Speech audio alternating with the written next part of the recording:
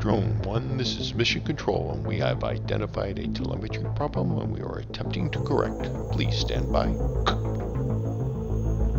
Mission Control, this is Drone 1, standing by. Hey, welcome to Dave's Hack Chat. Today we're going to talk about changes I've made to the YMFC-32's telemetry system. As you can see here, I've got a block diagram that details the different transmission medium.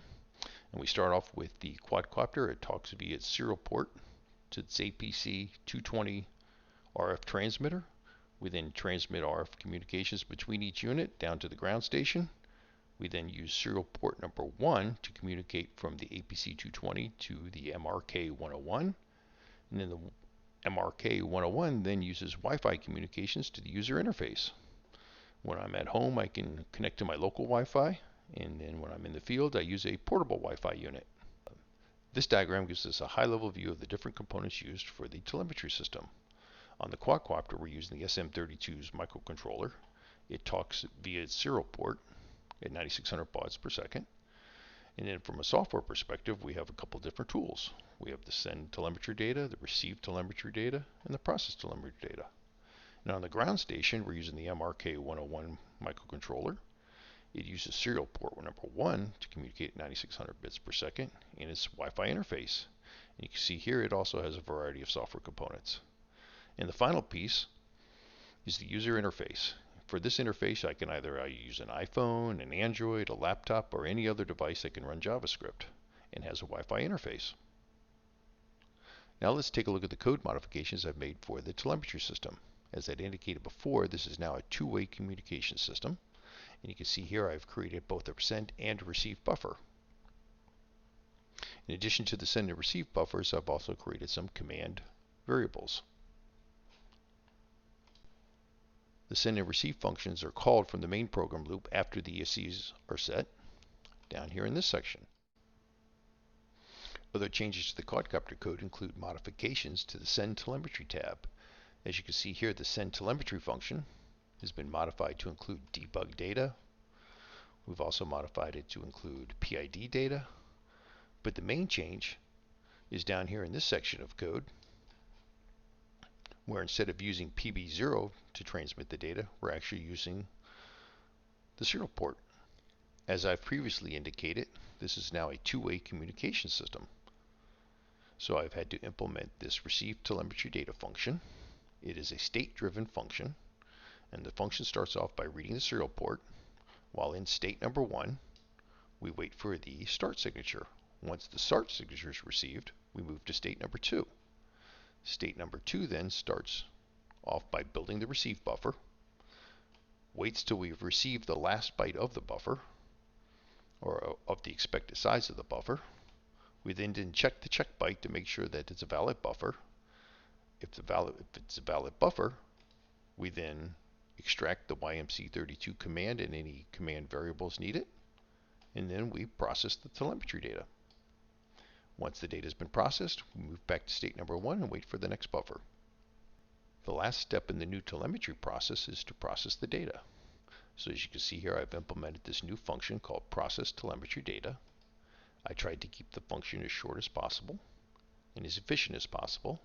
It simply switches on the telemetry command, then applies one of the user provided variables to change, in this case, a PID parameter, or I can toggle the manual takeoff control. This down here, we can actually save the PID parameters, or I can implement the remote drop command. Some of these kick off background processes by setting a variable, and in the background of the main program loop, it sees the variable set and then performs the function. As I implement new features and functions, I want to make sure that they don't have any detrimental effect on the quadcopter's primary functions. So one of the things I've implemented is this loop capture variable.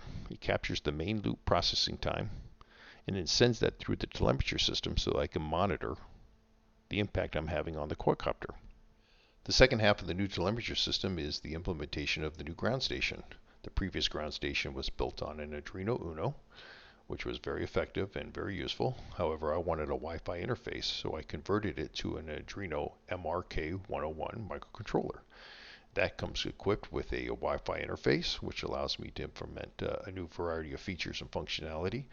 And I can implement features via software buttons. As you can see here, I can, for instance, toggle the manual takeoff control.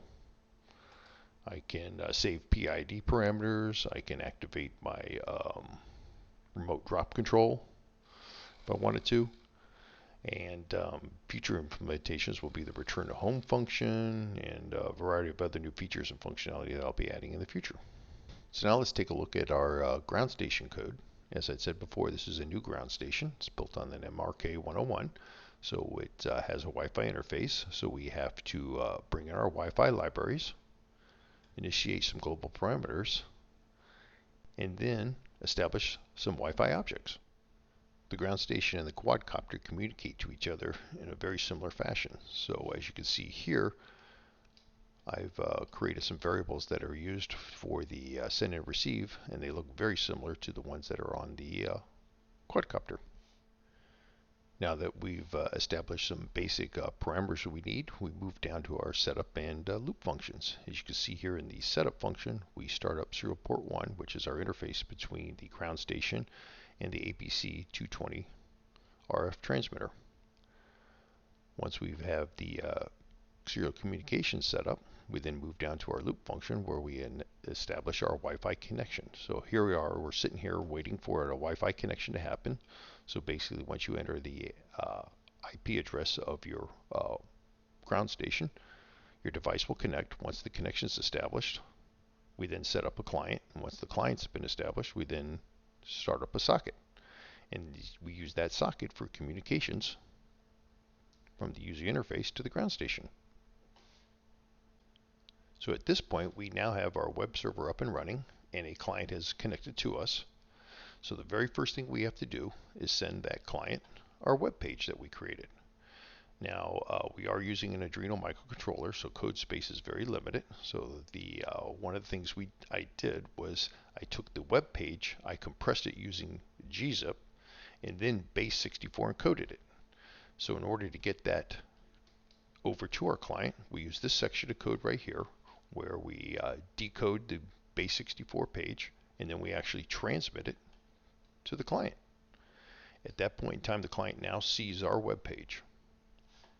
Now that our user has his fully interactive web page, we can start communications.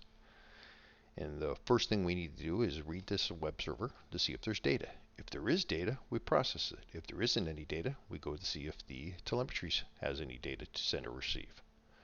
Once we do have data from the user, we can then process the data by reading the buffer, formatting the data up, creating some command tokens, and then processing those commands. And that all happens in this section of the code right here. Once we've processed a command, we can then send a response to the user so that he knows the command's been accepted. The other duties of the ground station are to send and receive telemetry data from the quadcopter.